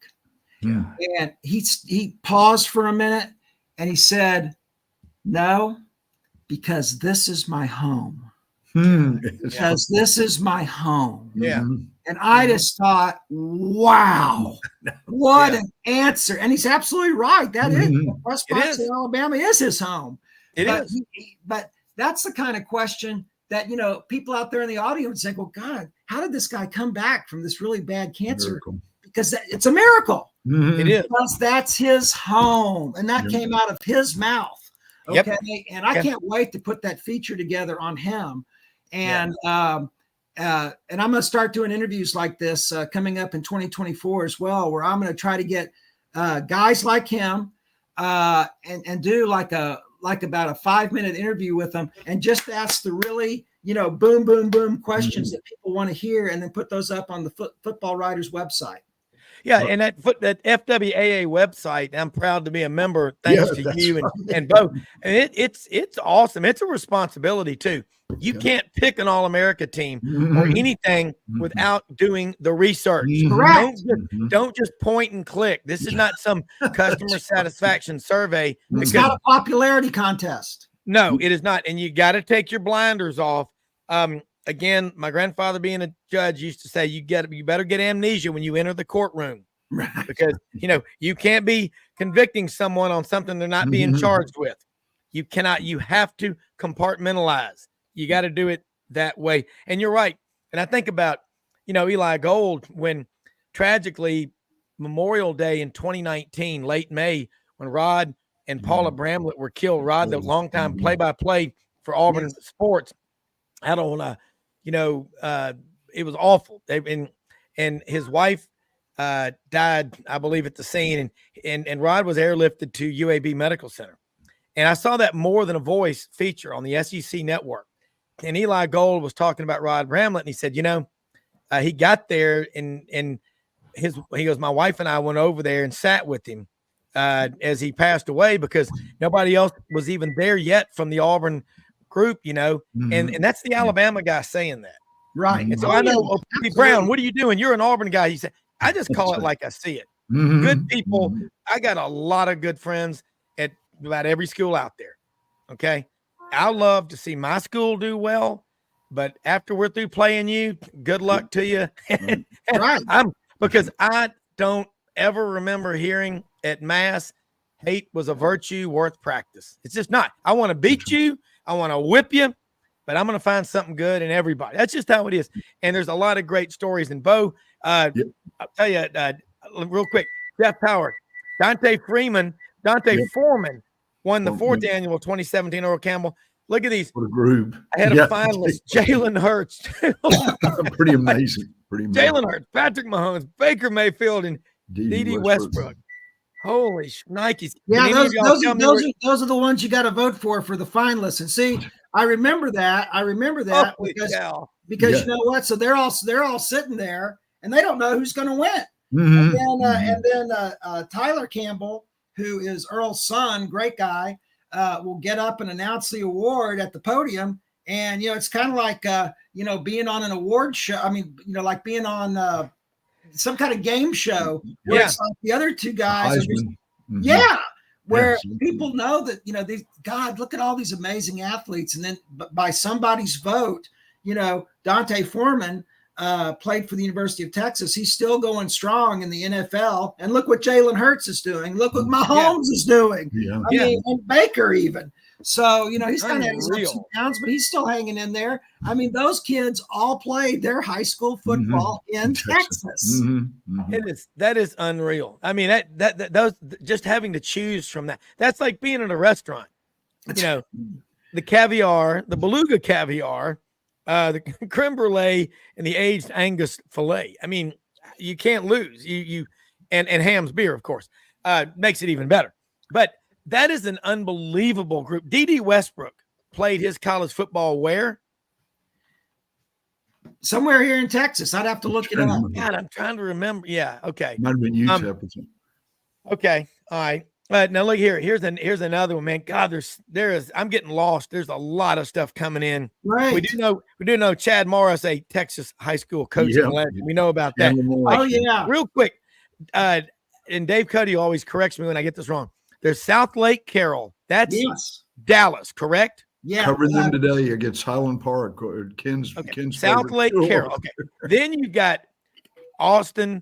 You have in Austin, you have Westlake. You have Lake Travis and Westlake High School. That's correct, man. Kent School, Austin High. Yeah. Austin and then Cade Klubnik, the 5-star quarterback who starts for the Clemson Tigers, Auburn with a Lake, Clemson. Clempson.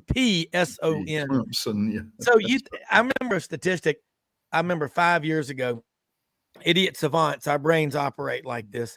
But I remember 19 at that time of the 131 Division I quarterbacks. 19 of the 131 in America played their high school football in the state of Massachusetts. I mean, Texas. Texas, that's right. Say, Ken, stay paying attention up there. I'm messing with you. But I think about Texas high school football. And Jerry Kirby, who's married to Audrey's niece Rebecca, he studies football like an analyst, who covers a stock or an industry. He was talking about Dave Campbell's yearbook, and he loves to draw up plays on napkins and all. And someone ought to write, because my dad, the greatest things he's ever designed or painted, the sketches were done on cocktail napkins, 3 or 4 scotch and waters into it at Pete and Sam's or something like that. And where did Willie Nelson write one of the greatest songs he ever wrote? On the way back from Hawaii to Dallas, he wrote "Angel Flying Too Close to the Ground." That's one of the greatest songs. By the way, I looked it up. D.D. Westbrook went to Yo High School in Cameron, Texas. Cameron Yo, which is a very big high school power here in Texas. And then of course, he played at Oklahoma.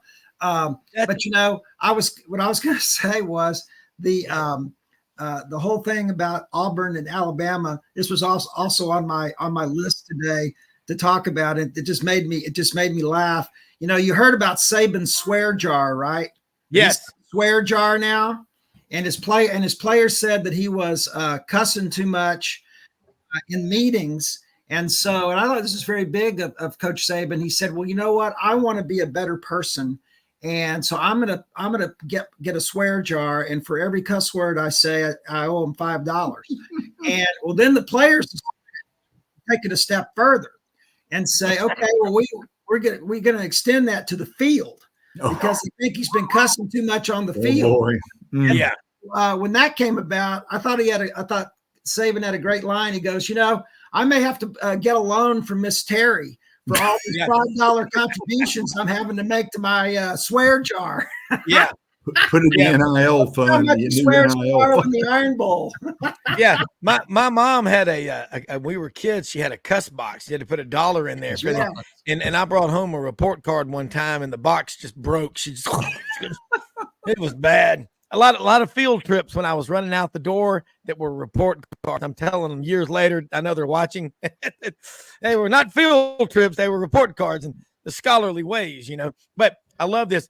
Bryce Petty won it in 2013. Trevon Boykin won in 2014. Greg Ward in 2015. This is cool stuff. And I see here, Jeff Power, invitation accepted. You got to get him down there. Love to get him on this show with y'all. Sure. Bring him on here because – And I'm telling you, this is optimism. If you threes can get Cam Coleman, Ryan Williams, Malcolm Simmons, he is out of Benjamin Russell High School in Alexander City, but as they call it now, somebody's from the South or from Alabama when they say things like, I'm fixing to get toe up. That means you're going to get drunk. That's a Cajun term. I'm fixing to get toe up. And then the other one is what you know good. And how about a cold beer? I'm like, well, as opposed to a hot one that's been in your trunk for a week. Come on. I mean, that one I get. But Alexander City, that's Malcolm Simmons. Bryce Kane out of Baker in Mobile. Perry Thompson out of Foley, Alabama. Or maybe the best wide receiver class in the state of Alabama history. That may be one of the best wide receiver classes ever. Of course, Alabama had Henry Ruggs III, Devontae Smith, Jalen Waddle, and Jerry Jeudy out of Deerfield Beach, Florida. Wasn't Jalen Waddle out of Bellevue, Texas?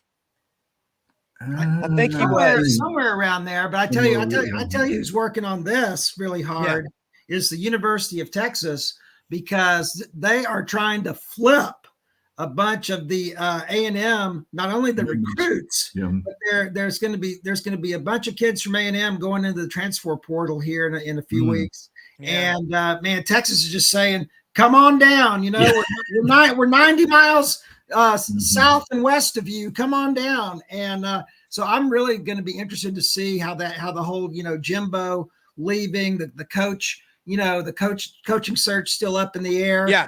And how that's going to affect recruiting here in Texas, because, a lot of kids every year, just like, you're talking about, choose between Auburn and Alabama. We've got kids here in Texas that choose every year between Texas A&M, Oklahoma. And, that's where all these great rivalries start, is because all these kids know each other. Yeah. Bo, I'm going to throw one at you. This being an SID, watching the Egg Bowl last night, That's a second 10-win season for Ole Miss in the last 3 years. Yep. That ties their best ever regular season. They win their bowl game, 11 wins. Listen, all Ole Miss players, read this memo. Stick around. Make history. It's never been done since they started playing football at Ole Miss in 1892. Amazing. They got a lot of tradition there, okay? A lot. But you know what? There's things bigger than you. Narcissism, check out. Stick around to go win that 11th. And that Egg Bowl last night in Starkville was and I said it would be a full 60, and it was. And you know what they said? That Lane Kiffin, they said he's the master of work in the portal, and he's really good at vetting the players. So they only had 27 players on that roster from the state of Mississippi. So he talked to Tommy Luke, who played quarterback at Ole Miss. He was from Gulfport, I think, 89 to 91. And then, of course, his brother, Matt Luke played, and his father played 64 to 66. And he's been at Ole Miss a long time. He talked to them about the significance of that in-state rivalry. And Texas A&M, whether they want to play each other or not. I know that from afar, from a fan like me watching, man, when we get Jackie Sherrill on here talking about Jackie Sherrill is unbelievable. My mother said something funny one time. She said, I did not like him when he was the Mississippi State coach because, she's Auburn. And she goes, so I was at a party at Jan Gwynn and his late wife Carla at their house. And Jan, they're some of the biggest Mississippi State fans. I know Jan very well. Okay, great guy. And my mother said, I'm sitting there, and my mother she just has no filter, okay? Especially when she gets into the Smirnoff at night after dark, all bets are off. But she said, I'm sitting there, and I was having this conversation with this man for about 30 minutes. I'm like, oh, that's Jack. He goes, by the way, I'm Jackie Sherrill. She goes, he was one of the nicest, most engaging people I've ever met. And she goes, my God. She goes, now I'm like, I feel like, wow, I can't believe I said that. You don't know until you know what you know. He's had a home in Germantown. You know what I'm saying? Yeah. He lived in Germantown, Tennessee. He had a home over there too. By the way, too, on the thing about the Texas A&M thing, Ken probably saw this interview there. Jimbo, besides the $76 million takeout, Jimbo was taking the players Thursday night, Ken, to the hotel. It's usually a Friday night thing, costing A&M hundreds of thousands of dollars. They said like Billy Napier at Florida, unfortunately. They had 40 or 45 analysts working, and the AD was saying the football budget's going to go down about $2 or $3 million a year just from all of Jimbo's extravagance. And they still couldn't win. I mean, with all that, with the money and support facilities. Well, I'm wondering where Bobby Petrino's going to wind up in this whole thing. Yeah. He was an interim coach, which was kind of an interesting call there. So. Yeah. No, you're right. And and that's the thing, that's why we love college football, because, we all know, and, people out there in Texas, I mean, they know these kids, they can quote all their stats much better than me and Bo ever could. And, when these kids from Texas and Oklahoma, now I will say this, every game I've been to this year or watched, after the game, Texas and the opposing players have shaken hands. The one place that doesn't take place so much is the Texas OU game in Dallas. Yeah. There's not a lot of handshaking after that game. Maybe one or two, but maybe if you played at the same high school or something like that. But people kind of go back to their respective corners, and exactly. They're carrying the golden hat around, parading around the stadium. No kidding. Let me play this. Do they ever play? Tell me if y'all can hear this on this Yeti universal mic. We should be able to.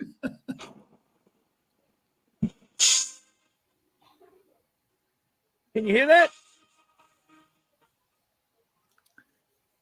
Vaguely, it sounds like the Eyes of Texas. It did. Oh, the fight song. Yep. Yeah. That's awesome. Oh, Texas fight.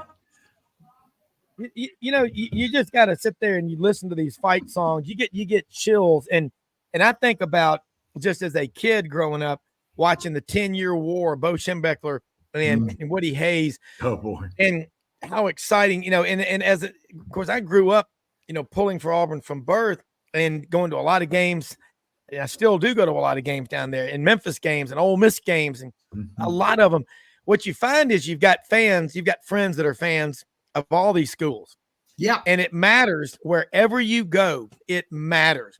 Those folks at Mississippi State, because of their academic progress rate, are still in the running if they're not enough eligible teams to make a bowl at 5 and 7.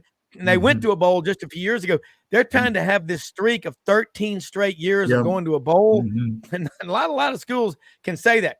Kerry J up in Gallatin, Tennessee, 2023 4-team playoffs will be Georgia, Michigan, Oregon, and Florida State. Man, are there a lot of subplots and stories going on. Ken, tomorrow, the uncivil war, Oregon and Oregon State, man, leave it to the Beavers. Can they take out Oregon? That's another one. I mean, you would think that Oregon would just, stomp those guys with Bo Nix. And, but, man, Oregon State, they come to play. Those Beavers come to play.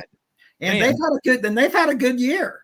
And so, I mean, lots of subplots there. And then, of course, Harbaugh at Michigan and all that stuff that's going on. And then, of course, Florida State losing their quarterback. Yeah, that's really terrible, terrible injury. I mean, that was like the Joe Theismann breaking his leg, back before we played for the Redskins. It was so brutal that they quit showing it on TV. So that'll be interesting to see if Florida State can do it with their backup quarterback. But I mean, I think it should be, it's not going to be settled until, Sunday, until everybody's going to know who's going where. And I'm just really excited about this weekend. I mean, I'm ready to get on the road and drive to Austin. We better let you look. You're getting me all excited. It's 3.5 hours down there. I gotta get going. Hey, we went road trip one time. We all met in Mobile and took an RV, like eight of us, out to Austin for an Auburn, Texas game. And we painted a huge sign with that white, that you paint signs on, with like this paint that we bought, and we painted it, and we didn't realize it until we did it.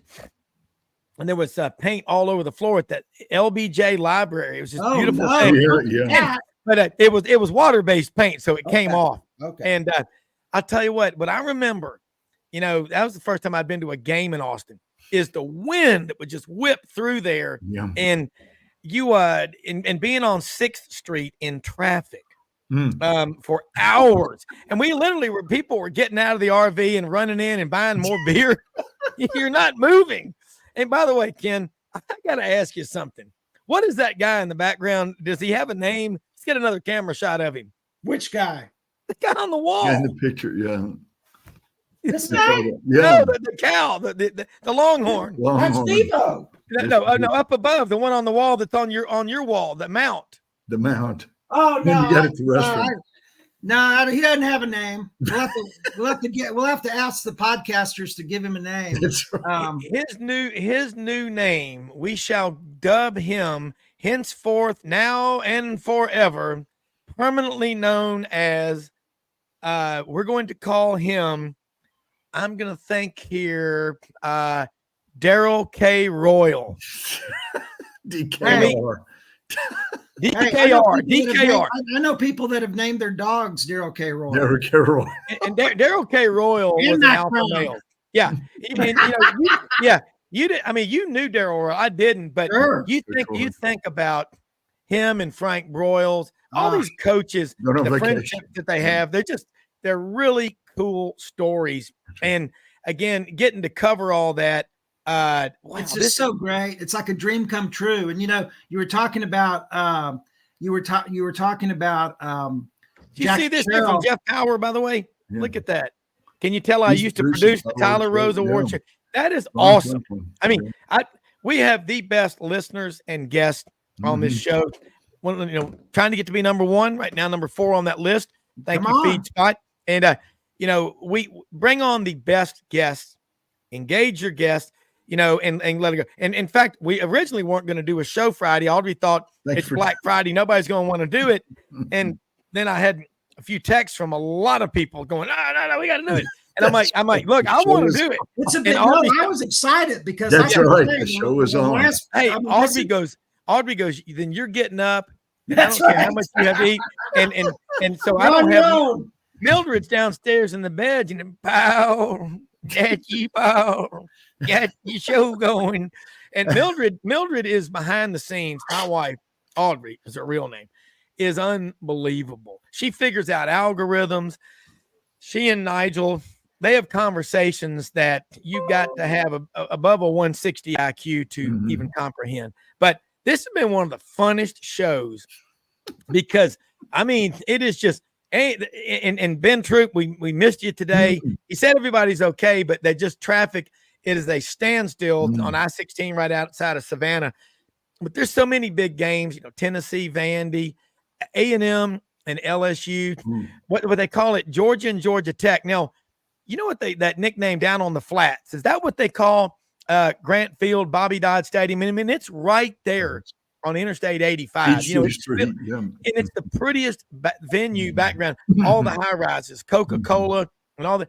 But across the street, they've got a restaurant. Man, if you have a craving for, some just good, delicious food, the Varsity Inn, those chili dogs and the hamburgers with the pimento cheese on them.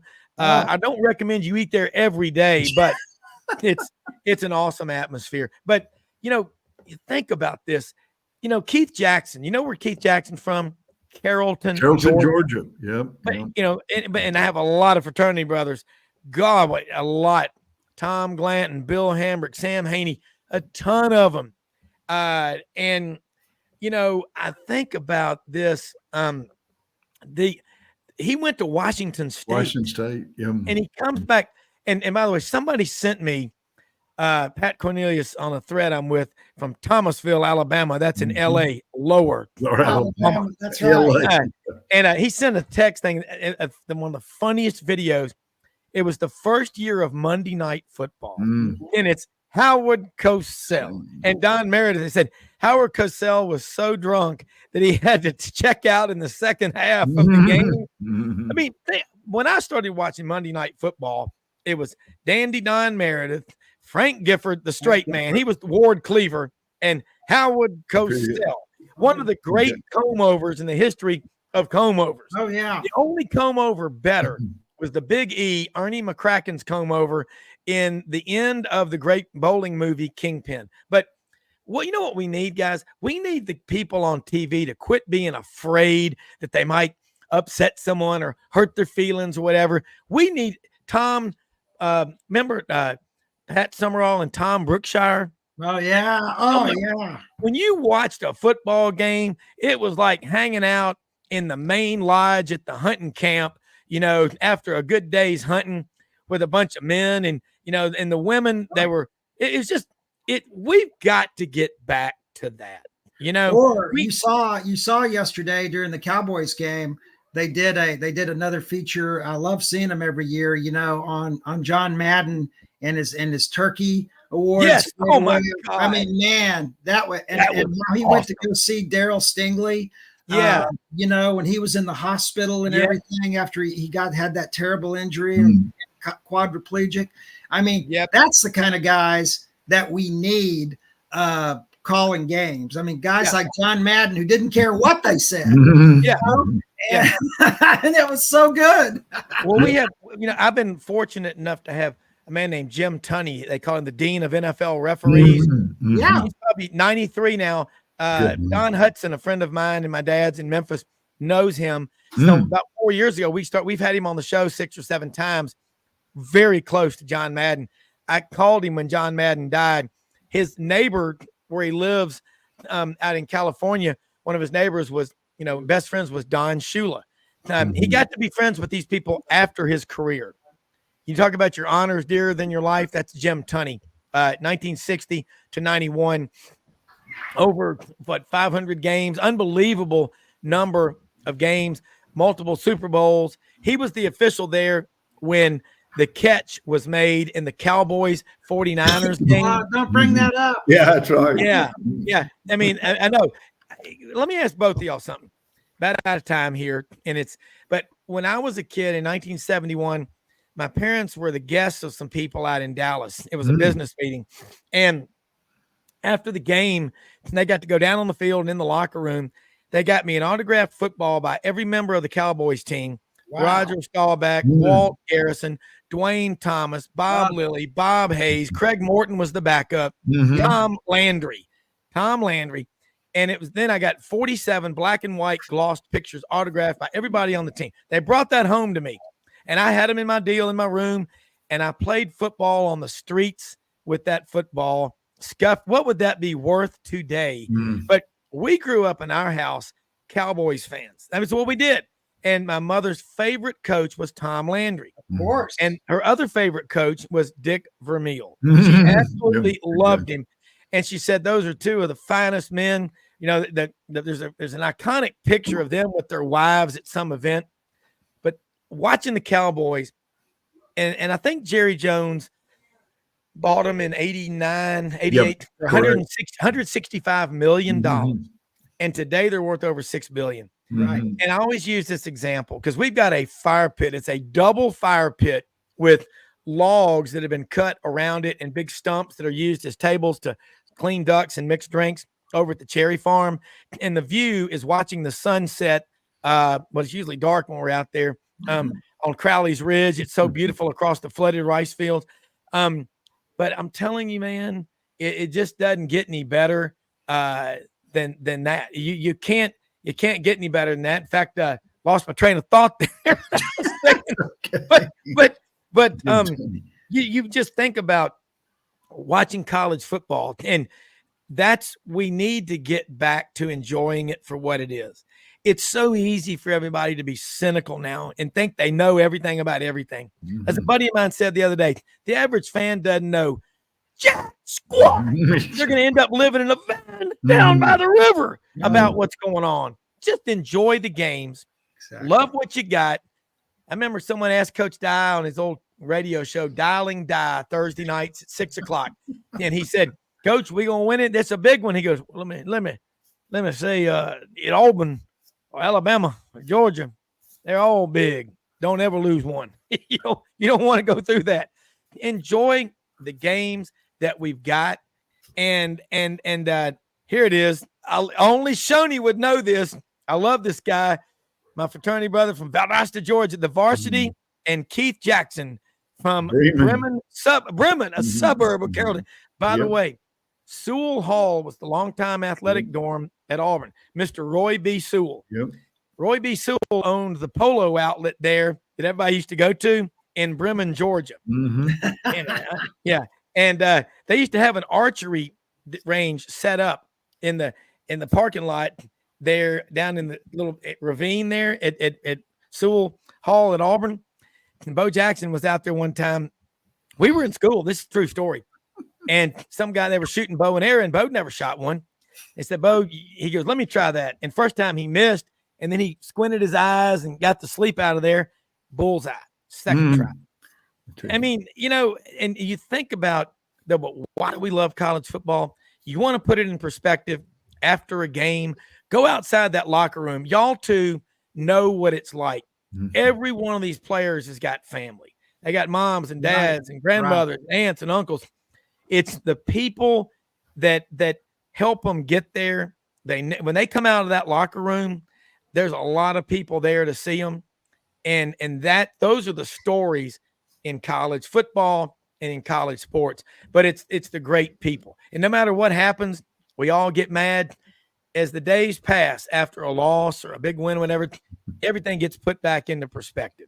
Well, Rob, that's a very good point. I know we're running out of time here, but that's a very I wish we had longer. Like I say, I need to jump in my Jeep Wrangler and haul down I-35. But listen, this is so important to me because I really don't like it when fans, are talking bad about the players or yelling at them, you suck or whatever they're going to say. Yeah. I always think, you know what? That's somebody's kid. Okay. How would you like it if somebody was saying that about your 18-year-old son, and No. I mean, they're kids. And yes, they thrill us sometimes. Sometimes they really disappoint us, but they're kids. So don't be out there, sitting at home in your drawers, drinking a Ham's beer in your Archie Bunker chair, say, oh, that kid sucks, or that, blah, blah, blah. That is somebody's child. Okay. They're not getting paid millions yet to play college football. And I just, we've known several, players at Texas and gotten to know their families. And, it really upsets the families when they hear that, because they go, that's my son they're talking about, and he doesn't suck. He's a nice guy. Yeah. Oh yeah. Yeah. I tell you, when Alabama came to Auburn for the first time ever, December 2nd, 1989, I had several tickets to the game, and I got my parents 2 on the 50-yard line, row 7. And I probably could have sold those for a lot of money. But that was a special day. Sure. And I sat with a friend of mine in the Auburn players' parents section. There you go. And the people, when Auburn ran out on that field, first time Alabama had ever come there, I remember shaking my shaker so hard it snapped in half. And they said there was a blue haze over the stadium. And the next morning at 7:00, I had not been to bed. And we had been up all night. And I lived in Columbus, was working for Channel 3 as a reporter. And my friend Clay was a young lawyer starting it with his firm in Memphis. And we were up all night. And the only ride we had back to Columbus, because I'd missed my ride, it's only 35 minutes away, was the Rock 103 van. And we got in that thing, and it was like Cheech and Chong, the smoke cloud, and got back to Columbus. And the real world started to sink in, because we were both right out of college. And it was like, Clay goes, God, I've got to drive back to Memphis and go into the office and do some work. I'm like going, oh, and I had to go to work. I mean, it was like, oh my gosh. Yeah. But you never forget where you were when certain things happen. No, but I'm going to tell you something. I always close out the show by saying, most often we see the face of Christ in the least among us. Don't ever miss an opportunity to do something kind for people. And, just a little side story. I went to Sam's Greek restaurant up here in Clarksville, home of the 101st Airborne. These are the finest people you will ever meet, and they're here. And so you got a lot of international, restaurants. And I went into Sam's. I got a gyro, and Audrey got like a falafel sandwich on the pita bread. And there's the owner, the 2 owners. One's a Muslim and one's a Christian. They're both from Jordan. And they started saying, it's just not like you hear all the time. I said, I know it's not. They're good people everywhere. Don't ever miss an opportunity to go out and give thanks every day. It's Thanksgiving. You can't say it enough. Right. How blessed we are. Amen. We may think we got problems. There's a picture behind me. I wish I could show it to you, but it's my brother-in-law told you, kneeling down after 60 straight hours. He didn't get a coffee break. He didn't get a timeout. He didn't get anything. He was responsible for those people around him. And the only people tougher than my brother-in-law, Kurt Ham, 26-year Marine, is his wife, Lynette, raising 3 kids on those multiple deployments. Don't ever miss an opportunity to give back to those who give to you. First off, I want you to, Bo, tell people how they can follow you and all the great work that you do. And Ken, you do the same thing. And both of y'all went a little, long today. I'm glad we did a Black Friday show, because we have this. It's just more fun than rolling downhill in a barrel full of drunk monkeys listening to Skinner. I'll just say that. It's go ahead, Bo. It's at Bo Carter 52 on X/Twitter, and sports page DFW, the Texas Sports Daily, Google. So thank you. Enjoyed being with you. Yeah, happy Thanksgiving, everybody. And, it's just a real gratitude. I mean, gratitude is my number one word every day. And I just am so thankful for everything that I get to do and that we get to do together. And, I don't take, the most important thing for me is don't take one damn thing for granted. And now I'll have to put $5 in my swear jar. But anyway, but I don't take anything for granted. So to reach me is on X at Texas 6-Man Ken, or at the Football Writers website at sportswriters.net. Hey, absolutely, man. Anything worth having is worth fighting for. We got a great show in line for you tomorrow at 8 a.m. Until then, go make great things happen. We are out of here. Have a great Black Friday and happy Thanksgiving. Bye-bye. Bye. Thank you.